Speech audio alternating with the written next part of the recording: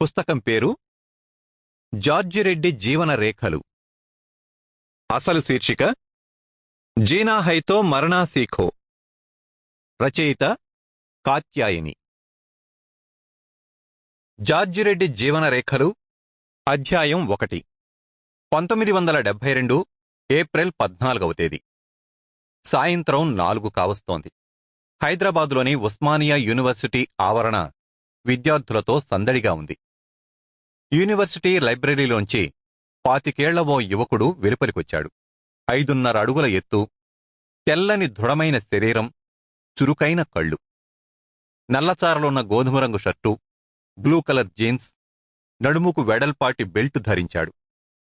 కాళ్లకు హవాయి స్లిప్పర్లు. పేరు జార్జిరెడ్డి. ఫిజిక్స్ డిపార్ట్మెంట్లో పరిశోధక విద్యార్థి. దారిలో ఎదురైన వాళ్లను పలకరిస్తూ లా కాలేజ్ మీదుగా జియోఫిజిక్స్ డిపార్ట్మెంట్ వైపుగా నడుస్తున్న జార్జ్ మిత్రుడు శ్రీధరమూర్తి పిలుపుతో ఆగాడు. అతడు మరికొంతమంది విద్యార్థులు కలిసి బ్యాడ్మింటన్ ఆడుతున్నారు. హలో జార్జ్, ఆడతావా కాసేపు? లేదులే, ఇంజనీరింగ్ కాలేజ్కెళ్తున్నా. ఎలక్షన్లు రేపే కదా, పనులెంతదాకా వచ్చాయో చూడాలి. హాస్టల్స్లో ధూల్పేట నుంచి మనుషుల్ని దించేశారు. మరి ఒక్కడవే పోవడమెందుకు? అంతమంది పోలీసులున్నారు, ఏం కాదులే. ముందుకు నడుస్తూనే శ్రీధరమూర్తికి జవాబిచ్చాడు జార్జ్.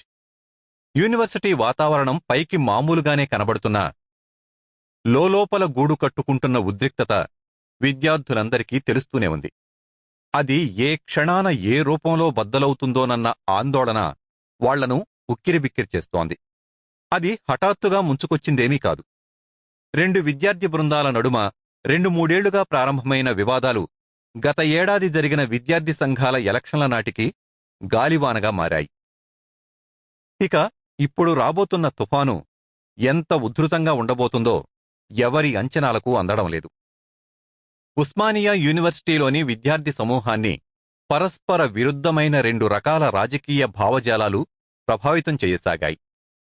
భావజాలపరమైన ఈ వైరుధ్యం విద్యార్థులను ప్రధానంగా 2 బృందాలుగా సమీకరించింది. వీటిలో ఒకటి జనసంఘ్ పార్టీకి చెందిన విద్యార్థి విభాగం. ఇది ఈనాటి భారతీయ జనతా పార్టీకి పూర్వరూపం. అఖిల భారతీయ విద్యార్థి పరిషత్ అంటే ఏబీవీపీ కింద సంఘటితమైంది. మరొక బృందం జార్జిరెడ్డి నాయకత్వంలోనే ప్రోగ్రెసివ్ డెమోక్రటిక్ స్టూడెంట్స్ పేరిట ఏర్పడింది. వామపక్ష రాజకీయాలలోని వివిధ పోరాట పంథాలను సమర్థించే విద్యార్థులకు పీడీఎస్ ఒక వేదికైంది. 2 బృందాల నడుమ పెరుగుతూ వచ్చిన వైరుధ్యం భావజాలపరమైన వివాదాల నుండి భౌతిక దాడుల వరకు అనేక రూపాల్లో వ్యక్తమవసాగింది. 1971లో జరిగిన విద్యార్థి సంఘాల ఎలక్షన్లో జార్జిరెడ్డి బృందం విజయం సాధించడంతో అవతలి పక్షానికి అహం దెబ్బతిన్నట్లయింది. దీని ఫలితంగా క్యాంపస్ వాతావరణం కల్లోలితమైంది. కొట్లాటలు, బందులు, ధర్నాలు నిత్యకృత్యాలుగా మారాయి. ఈ పరిస్థితులు కొనసాగుతూ ఉండగానే ఏడాది గడిచి మళ్లీ ఎన్నికలొచ్చాయి.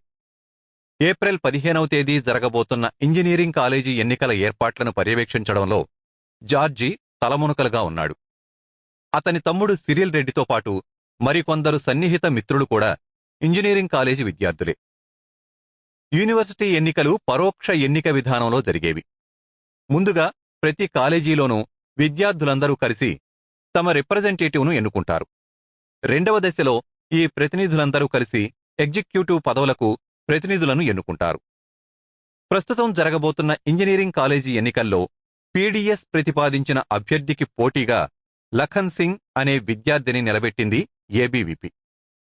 ఎంత విధ్వంసానికైనా తెగించి లఖన్ సింగ్ను గెలిపించేందుకు గూండాలను రంగంలోకి దించారని క్యాంపస్లో బహిరంగంగానే చెప్పుకుంటున్నారు.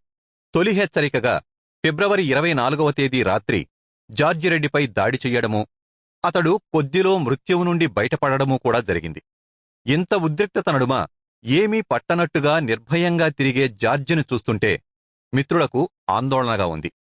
ఇంజనీరింగ్ కాలేజీ హాస్టల్ నెంబర్ 1లో కిరాయి గుండాలు మకాం వేశారని, క్యాంపస్లో దాడులు జరిగే ప్రమాదం ఉన్నదని చెప్తూ 1970 Sample complete. Ready to continue?